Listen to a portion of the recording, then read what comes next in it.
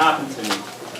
Fundy Erratics, see, is the name of the group that has formed in Digby. Ready? Yes. Deep breath? Yeah. Okay. Go. First slide is Point Prim, and I didn't know when I stumbled upon this beautiful, beautiful place what was going to happen to me. I have a sickness, and I saw the next point and I wanted to go to it, and I kept going. 50 kilometers later, you get to East Ferry. I've seen every inch of it, and I'm into the views and the long distance hiking. My good friend here, Greg Turner, he's in the back, goes to the shore in a different way. You see, he gets right down in the seaweed. He can tell one seaweed from another. He can tell what a bird is saying when it's talking, and he can name trees. So we're a really good group. Like, I look far and he looks low. And he's also the director of the Friends of Point Prim. It's a lighthouse here, and they're a society working to preserve that lighthouse. And they asked me in 2012, because I've been writing about my hikes along the shore, if I would lead people 2 kilometers. Like I said, it was 50 kilometers, that hike from Point Prim to East Ferry. It took me 4 years. It's slow going. This was the destination of our first hike. A lot of people had forgotten that it was even there. It's a monument just all alone by itself on the shore, 2 kilometers west of Point Prim. Who saw a shipwreck in 1888. So I wrote about it in the paper, said, I don't know if anybody out there want to go hiking. And we were amazed when 34 people showed up. Some of them are in the back. Mark Robishaw's been on almost all of our hikes. And I always say, the trail is there if you know where to look, but really it's not. There's no trail there per se, but we're going to get back to that. But you can find your way along this trail. So I made myself, great. When we got to the monument, you see there's a geocacher, Bob, in the background there going to work. Little hint for you, Jim.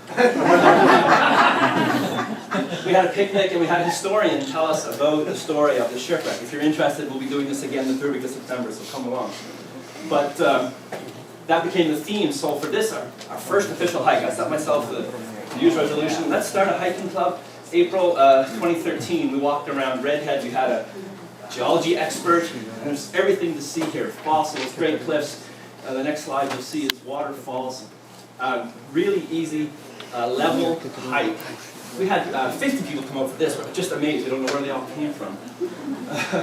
And now we just use Facebook pretty much. We do sometimes use email and phone and smoke signals, but mostly just Facebook. And, I don't know what the next slide's going to be. Right? Next month we went to Gulliver's Cove. You don't really think of Digby necessarily as mountainous, but we're 300 feet up in the air looking. You can see all the way to Point Prim from here, and the other way you can see all the way to East Ferry. So it's like a halfway point. And a spectacular hike. And this was the next month, and we started this tradition that they won't let me forget now. On every hike, Jonathan, we haven't taken the group picture. So they find something to climb on, a tree, a big rock. We've done a lot of shore walks. That's how it all started at Point Prim, walking along the shore there. This is on Long Island, this is on Long Island too. This was the easy part of the hike. Mark and its hat, we got into some rough stuff. I know I haven't got to the selfish reasons yet, but this all just sort of happened to me. I said, who wants to organize the next group and then hike? And they all said, well, you do. We did this one in October. Keji was closed, the visitor center closed early, but they had a 2-week extension. We said we wanted to support that. So we went, took 50 people, paid our entrance fees, and went for a 20K hike in Keji. And we went again in November. They wouldn't let us pay. We wanted to pay, they wouldn't let us pay. For a night hike under the full moon. This was where Greg really shone and became famous. He used his iPhone to call an owl that landed in the tree above us. One dial, he made the sound. I didn't know we were going to go all winter. That wasn't really in my planning, but that's what they wanted to do. This was a sort of impromptu learn to snowshoe event that we held at the Digby Pines. Just a great place to learn to snowshoe.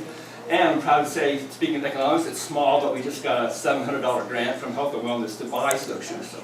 Excellent. Because half of this group had never snowshoed before, and a quarter of them has since bought snowshoes. Really incredible. This was supposed to be a snowshoe hike in January. sun. We did really well at controlling weather. We kind of dropped the ball here, but this is hornbeam or iron wood, and I say we always try to get an expert or someone. This is the landowner showing us the really important things on her property. So every fall we go back to, we've done twice now, to Point Prim to the monument, because, and the selfish reasons are, I believe it's easier to be healthy and active in a community that's healthy and active too. And one of the things that just naturally comes out of this, we want a trail. We want to be able to get people to this monument easier, because it is a little challenging. We call this the Four Gorges, because there's 4 gorges. Now, low tide, unless you want to swim, you really can't do it. But we have proven that anyone can get there. We work together. Greg and I, the other selfish thing about this group is that Greg and I always go ahead, research, find the trail, try to, how are we going to get these 70-year-old people down this hill? And how to get us. But we've done it. I was interested, the pre-trip and the site. We have done a pre-trip, so much so. Okay, we'll find ahead. Greg and I have actually found a trail that takes you 3/4, 2/3 of the way. It doesn't take you past the gorges. It's an ATV trail that well established. So our only challenge really is signage and getting landowner permission to actually use this trail and then build it around the 4 gorges. I say there is no trail, but it seems the Department of Tourism thinks there is, because Greg and I found this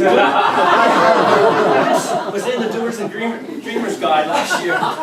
Basically, we can only assume they were reading about our hikes, and the Digby Coastal Walk exists.